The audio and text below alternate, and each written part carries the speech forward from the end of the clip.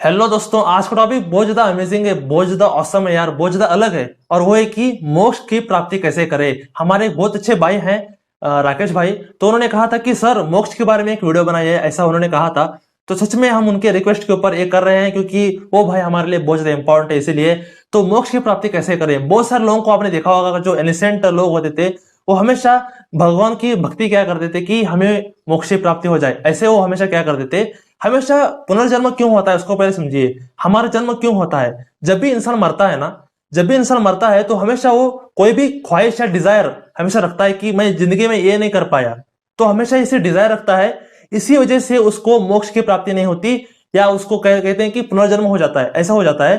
तो मोक्ष की प्राप्ति कैसे करनी है हम इस वीडियो में पूरा का पूरा जानेंगे।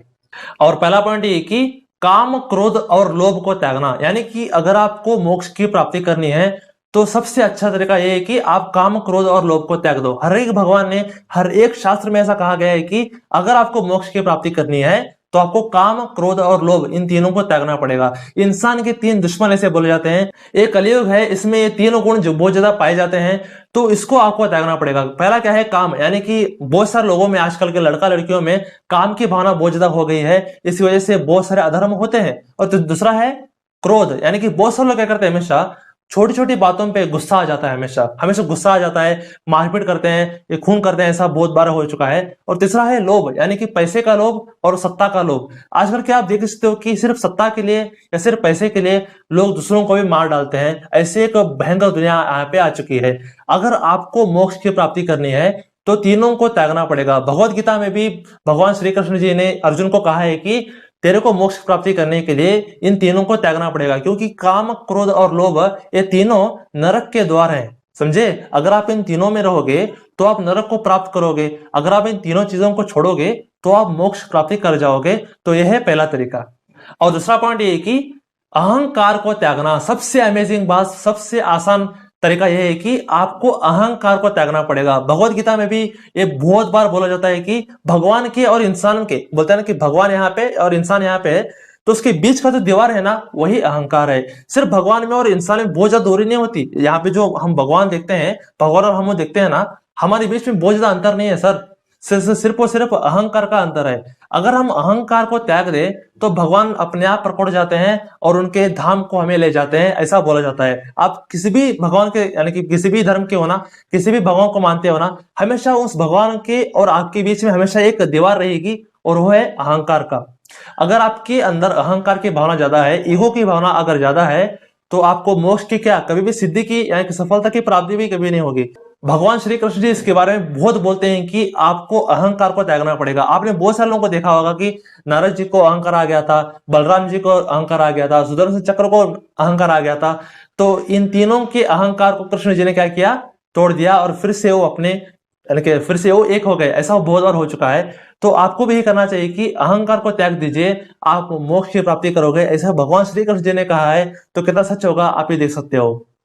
और तीसरा पॉइंट ये है कि भगवान विष्णु जी की आराधना करना। सबसे अमेजिंग बात, सबसे सरल बात ये है कि आप भगवान विष्णु जी की शरण में चले जाएं।